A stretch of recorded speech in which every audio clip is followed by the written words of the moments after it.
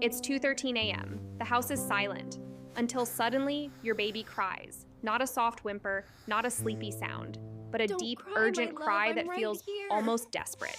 You walk into the room, and the moment your baby senses you, something changes. The crying slows, the breathing steadies, their tiny body relaxes, as if a switch has been turned off.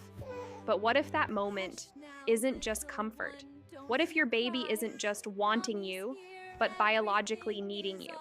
For years, parents have been told, let them learn to sleep alone. Don't pick them up too quickly.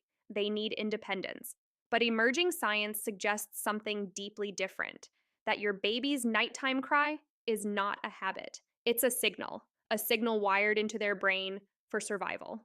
Inside your baby's brain, there is a system, ancient, precise, and always watching. Scientists don't officially call it this, but let's name it something you'll never forget: the attachment monitoring system. From the moment your baby is born, this system is activated. Its only job? To answer one question: am I safe or am I alone? And here's the part most people don't realize: for a baby, being alone doesn't feel like independence. It feels like danger. Because for thousands of years, a baby separated from its caregiver didn't survive. So evolution designed something powerful. A built in alarm system that activates the moment distance is felt. And at night, when everything is dark, quiet, and unfamiliar, that system becomes even more sensitive. That cry you hear, it's not random. It's your baby's brain saying, y'all come back. I need you close to survive. Let's go deeper. The attachment monitoring system doesn't just detect presence, it tracks connection. Your baby doesn't just need to know you exist, they need to feel you, your warmth, your breathing, even your heartbeat. When your baby sleeps next to you, something incredible happens. Their heart rate begins to stabilize, their breathing patterns become more regular, even their stress levels drop. This is called biological synchronization. It's as if your body becomes a regulator for theirs, a living, breathing safety system. But when your baby is alone, that synchronization disappears and the brain shifts into alert mode. Heart rate increases, stress hormones rise, sleep becomes lighter, more fragile. So when your baby wakes and cries, they're not failing to sleep. They're trying to reconnect to the system that keeps them regulated, to you. When the lights go out, your baby's brain doesn't shut down, it changes. Nighttime is when your baby's brain becomes more sensitive, more alert, and more dependent on reassurance. Deep inside, a tiny structure called the amygdala becomes more active. This is the part of the brain responsible for detecting danger. And here's what most people don't realize: for a baby, darkness itself is unfamiliar, silence feels uncertain, and separation, it feels like a threat. Without your presence, the brain begins to scan the environment. Where is my safety? Where is my connection? If those signals aren't found, the brain activates a response. Heart rate rises, breathing becomes uneven, stress hormones begin to release, and suddenly your peacefully sleeping baby wakes up crying, not because they forgot how to sleep, but because their brain couldn't confirm safety. You've probably heard it before. Let them self soothe. They'll learn to sleep on their own. But here's the uncomfortable truth: babies don't actually self soothe the way we think. They adapt. There's a difference. When a baby cries and no one responds, their body doesn't calm down because they've learned a skill. It quiets because the system begins to shut down.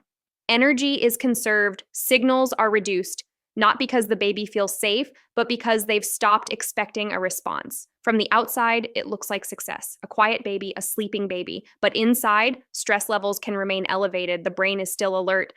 The need for connection hasn't disappeared, it's just been suppressed. And over time, this can shape how a child responds to stress, connection, and emotional security. So the question isn't, can babies sleep alone? The real question is, what does it cost them? Now, here's where things become extraordinary. When your baby sleeps near you, your bodies begin to sync. Not metaphorically, biologically, your breathing patterns, I start to align, your heartbeats, I fall into rhythm, even your sleep cycles begin to mirror each other.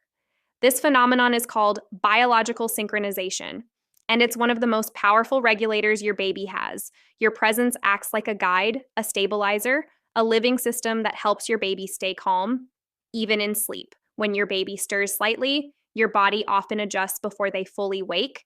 A small movement, a subtle sound, a shift in breathing, and without either of you realizing it, you help them return to deeper sleep.